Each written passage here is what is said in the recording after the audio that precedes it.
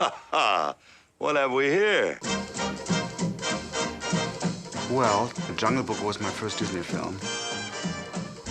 The very first one, so of course that leaves a huge impression on you. Andres Deja and I have always had this rivalry to see who's the biggest Jungle Book fan, and we're still trying to settle that one. You know, it may come down to a cage match or something. It did inspire me to become an animator.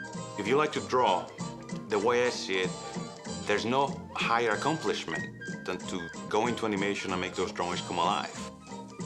By the age of 11, in fact, it was on Jungle Book, something clicked in me and I realized that this was somebody's job. And their job was not only to do these drawings, but to give these characters individuality.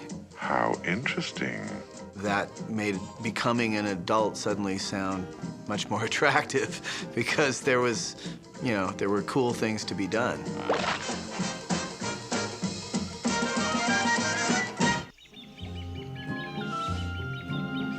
Today's animators grew up, you know, with that picture.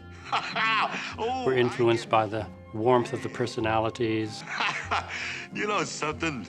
You're all right, kid. And I think it's resonated with a whole generation of current animators and has influenced their work. For anybody who has gone into personality animation, to see the relationship between Mowgli and Baloo, and to see the acting of those two characters, it's truly inspirational. You want to know something? We're good sparring partners. You'd better believe it. And if you were to see that when you were a young person, I think you would be hooked for good. I've always thought of Jungle Book as really the entry into Disney animation for me personally. I have the biggest collection of rough animation drawings from the Jungle Book. I think I do. I was about 11 years old and I had little pocket money. So me and a school friend went into the next town and saw the Jungle Book, and my life changed. The first time I saw Jungle Book, it was in an open theater in the summertime. Halfway through the movie, it starts pouring. And I wouldn't move, I wouldn't budge. I actually sat through the whole movie and I was soaking wet through the end of it. It was just sheer amazement. I went to see it probably half a dozen times. I tried to make flip books of it. You know, basically I was completely smitten. It was a huge hit, and this was as big in Europe as it was in the States. You better believe it. I first saw Jungle Book when I was about 11, growing up in England. It came out as a re-release. It was quite a revelation, I think, at that time for me. I couldn't believe that people could learn to draw to such point that they could make things like this believable. The Jungle Book's really an animator's movie. I think that's why so many animators gravitate to it, because it really boasts possibly the best character animation the studio ever did. When King Louie is dancing around, you know, the weight you get on his body really feels like an orangutan's body. And yet he's caricatured and he's still his own personality. I was just amazed at the type of life they could get in the characters. They were just bursting with it. Yeah. Well, man, what a beat. The thing that really attracted me was just the magic trick of being able to imbue what were obviously drawings, like real sort of weight and muscles, but only defined in like a few lines. And it was just such a like, how do you do that? How do you make just like a single line that's describing the back of a panther, describe everything about that panther? Stop! Wait a minute. Halt! I just remember being absolutely delighted by John Lounsbury's animation of these elephants, Colonel Hathi, and just he's marching along, and it's just like, wow, such weight and power and strength to these characters. And remember, an elephant never forgets. I don't know what the army's coming to these days. When I got to the studio, I met John Lounsbury. He had these great, thick pencils that he was drawing with that I ended up buying all the rest that there were of that pencil, and that became the pencil for me to animate my characters. John Lounsbury is a particularly important influence for me because when I was assigned to do Tantor the Elephant in Tarzan, you couldn't help but thinking immediately, well, how am I gonna do a better job or even just close of being that good as they did on Jungle Book. Discipline. Discipline was the thing. Builds character, all that sort of thing, you know. Frank Thomas and Ollie Johnston worked very close together, you know, for their whole careers. Frank and Ollie animated about 50% of the movie. Hey, kid, you need help. And old Baloo's gonna learn you to fight like a bear. The animation on Baloo is probably Frank Thomas's finest.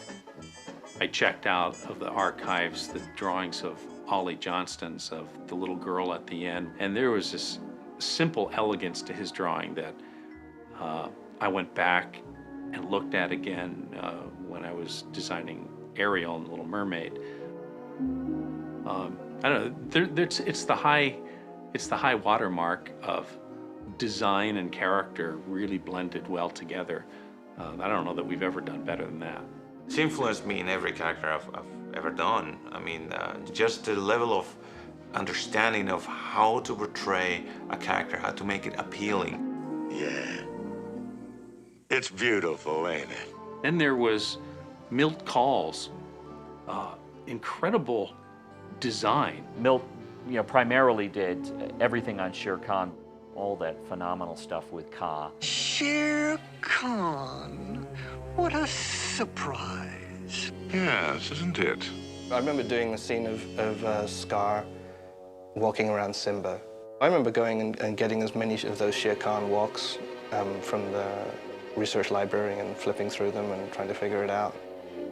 And I animated Rafiki mainly in The Lion King. I had original roughs of Milt Kahl's of King Louis right there on my board. Crazy. Anyone that worked on Lion King literally went to Jungle Book and go, well, this is how good it can be. There's a scene where Mowgli is walking along, hopping down from one branch to the next, and there was such a natural ease the way this boy moved. And I remember for Aladdin, I had to do a scene where Aladdin is walking up the steps and trying to get that in the Aladdin animation. And Mowgli is just so beautifully drawn, and he moves like a real kid.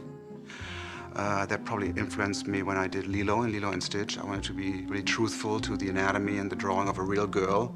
Jungle Book animation really kind of became the standard in any animation I do. Always try to make it fun. I did the parrot character in Aladdin, and I tried to make him kind of shaggy and falling apart, kind of like the vultures. Whenever they scratch themselves, their feathers are flying off. I think the most direct influence I've gotten from the movie is appreciating its technique. I've studied lots of it frame for frame, just to see how they got certain things. There's nothing spontaneous about the medium of animation. Animation is, by its very nature, is a slow, kind of thoughtful medium where you analyze something and then you perfect things. But Jungle Book feels kind of spontaneous. There's a looseness to the performances and a lightness to them. And that is something that I've tried to have in my work. Can't help by being completely drawn to the work that these guys did. It's really about giving characters soul, and that's what Jungle Book did so well. That was so inspiring.